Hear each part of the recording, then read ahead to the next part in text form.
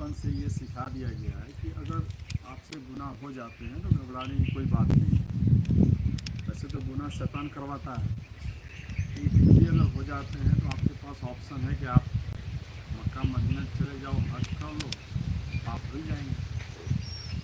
इसकी वजह से तो बहुत बड़ी प्रॉब्लम क्रिएट हो गई है। और यहाँ आप कह रहे हैं कि जितने भी हमने कर्म किए उसके फल यहीं भुगतने हैं।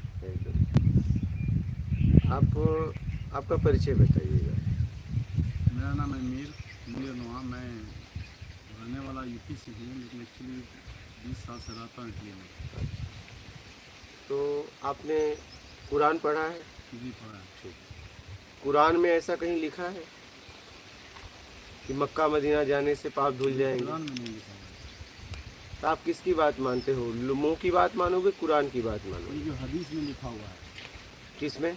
हदीस में लिखा गया है। कुरान के बाद जो कुरान अब आया उसके बाद हदीसें बनी। हाँ, वो लोगों ने बनाई करके बनाया गया उलमाओं ने। लेकिन मेन कौन सा है? मेन कुरान है। तो कुरान में ऐसी बात लिखी गई? नहीं, कुरान में नहीं लिखी गई। देखिए, तीर्थ स्थान हो चाहे मक्का मदीना हो, आप वो पवित्रता का केंद्र है। किसका केंद्र? पवित्रता का। ठीक है। वहाँ जाने के बाद, ठीक है, वहाँ जाने के बाद और आने पर समाज में अगर आपने ईमानदारी सत्कर्म करते हुए जीवन जीना चालू किया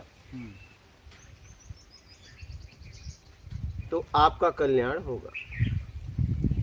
वहां जाने से सिर्फ कुछ नहीं होगा। क्या? पाप नहीं धुलेंगे। नहीं नहीं नहीं नहीं, कभी नहीं। चाहे आप तीर्थ स्थानों पे जाओ, चाहे मक्का मदीना जाओ, कपार पटक डालो, नहीं, आपको अपने कर्म का परिणाम भोगना ही पड़ेगा। ये पक्का है। आपने जैसा किया वैसा भोगना पड़ेगा। आप एक बात बताओ, मक्का मदीना आप जाते हो? जी। ठीक है।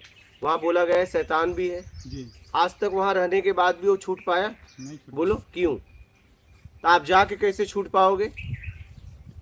नोट करना इस बात को। वो वहाँ रहने के बाद आज तक नहीं छूट पाया। जी। आज तक वो तड़प रहा है ना। हाँ। यही है ना। हाँ, यही। तो आप कैसे एक दिन जाने, एक दो दिन जाके रह के आओगे, छूट जाओगे? मूल आप करते क्या हो? आपका कर्म क्या है? मूल है ईमानदारी सत्कर्म। आप ये करते हुए अपने आप को पवित्र करा सकते हो। बस यही एक ही रास्ता है। एक ही रास्ता है और आपके अपने कर्मों का परिणाम भोगना पड़ेगा।